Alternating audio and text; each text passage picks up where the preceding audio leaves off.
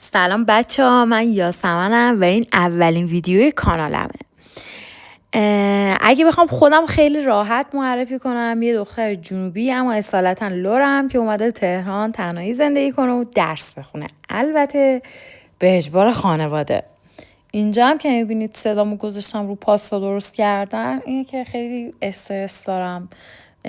یعنی اینجا واقعا نمیدونم الان مرغ بوقلمون زنده است جلوم، نمیدونم چیه، اینم هویجه، نمیدونم چیه، سیره، اینم که مرغ دارم درست میکنم، خورد میکنم که بریم واسه پاستا درست کنم.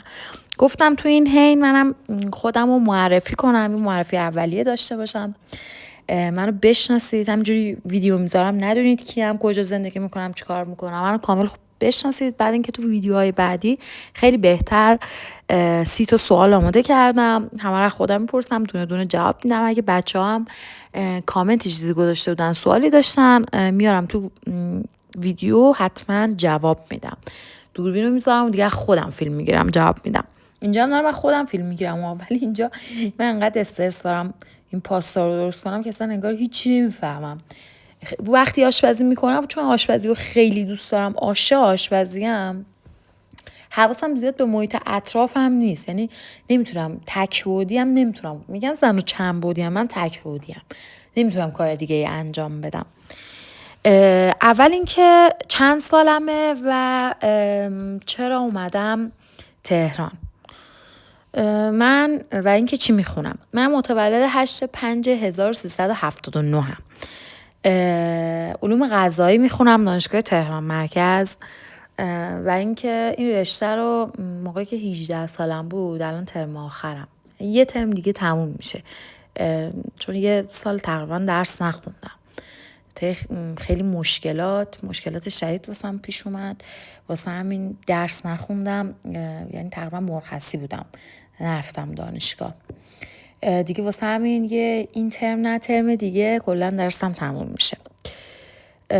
علوم غذایی رو والا اون موقع که بابام واسم انتخاب رشته کرد دوستش داشتم، من فقط میخواستم والا از اون جو خونه فرار کنم. بابام اینا هم خدا وکیلی حالا حمایت هم کردن، خودم تنها اومدم تو این شهر. ولی واقعا الان مثلا برمیگردم به گذشته فکر میکنم، میگم خدای من چجوری پا شدم اومدم تنها. مثلا توی هم 17-18 سالم بود، 18 سالم بود دیگه، دیپلممو گرفتم، پا شدم اومدم اینجا.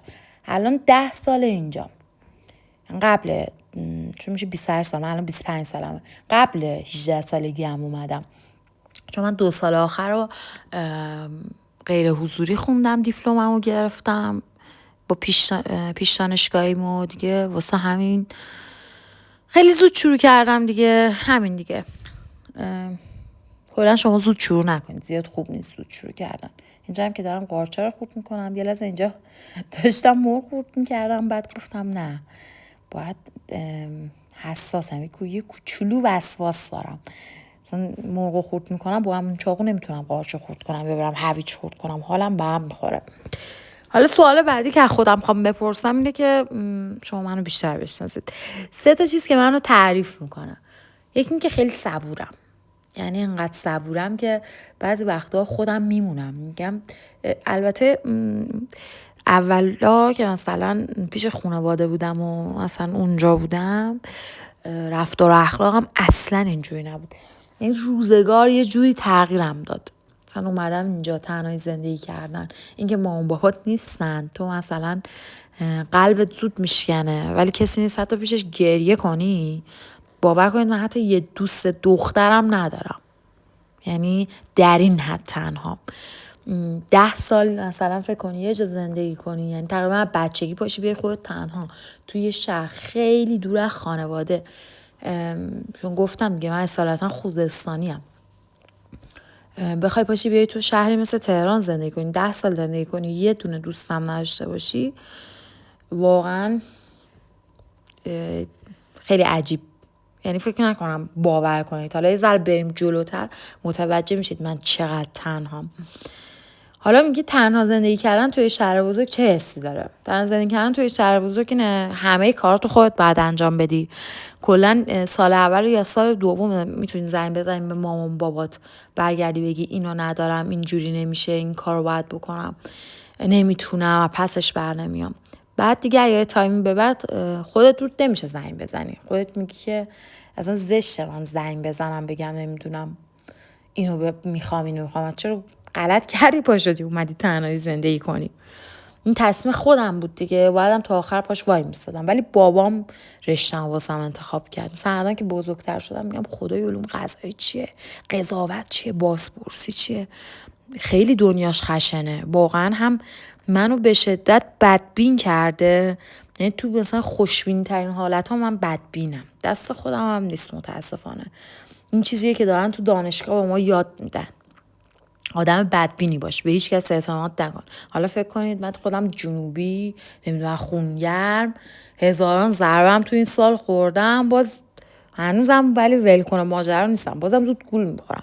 یکی زبون چربانه هم داشته باشه منو قشنگ میتونه راحت اخر شیطون بیاره پایین. اینجا هم که دارم مرغ و سی رو تفت دادم و آره اینم که آبجوش گذاشتم آبجوش بیاد واسه اینکه پاستا رو بریزم، و اینم که قارچام منتظرم بذاره سیر و مرغ با هم طلاییشن، بعد اینکه قارچا رو اضافه کنم، فلفل نمک بهش اضافه میکنم. وای تو خدا بچه‌ها پیش فعالی میبینید در چه حدیه، نمک هم اینجوری نشون میدم. تو غذا تو درست کن.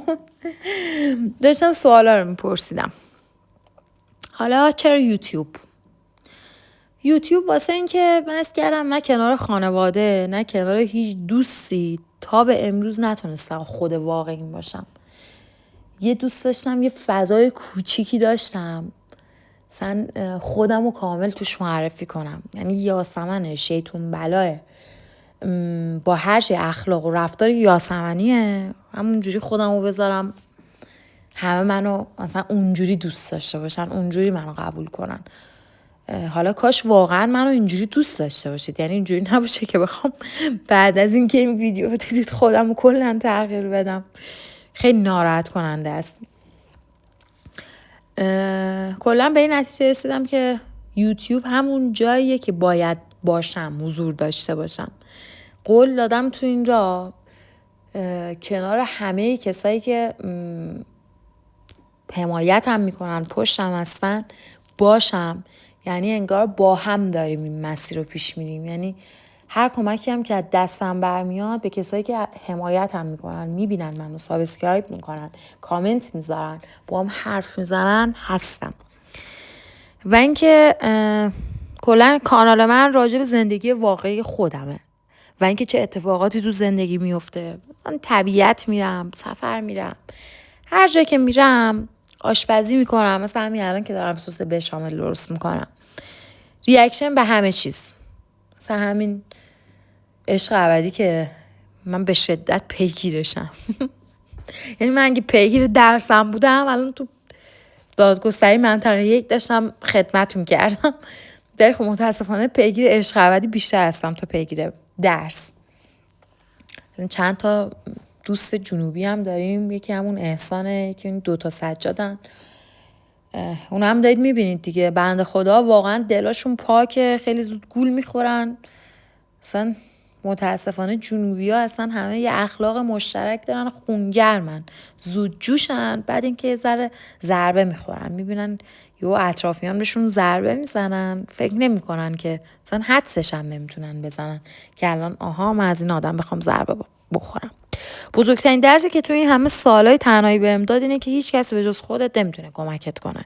هیچ کس. من 10 سال گشتم، نبود، نگرد، نیست، واقعا نیست بچه‌ها، واقعا نیست. فقط خودتی و خودت. فقط آدما میتونن مسیر زندگی تو قشنگ‌تر کنن.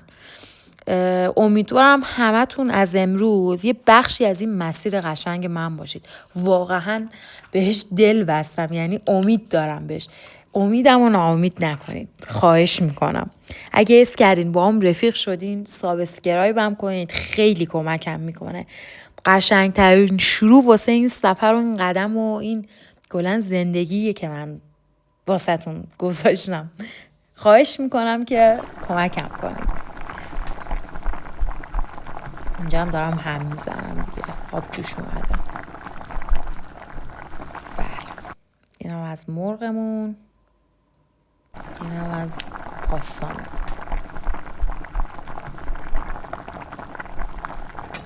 خیلی دوستتون دارم.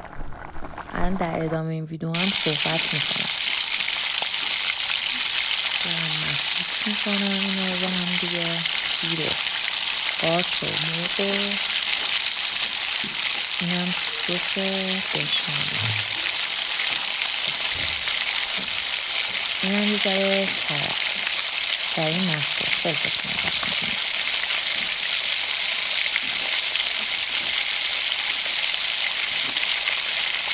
اینجوری که من درست کردم شما درست کنید. حالا این روش یاسمنیه.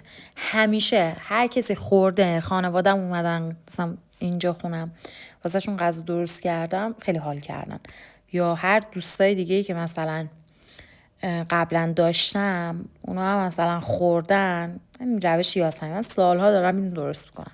یکی پاستا، حالا لازانیا هم درست میکنم. حالا اگه دوست داشتید لایک کنید، سابسکرایب کنید. من ویدیوی بعدی رو راجع به خودم میذارم. این که اون 30 تا سوالی که آماده کرده بودم واسهتون میذارم، با هم دیگه حرف میزنیم. حالا من یه ذره سابسکرایبام بیام بالاتر میتونم لایو بذارم.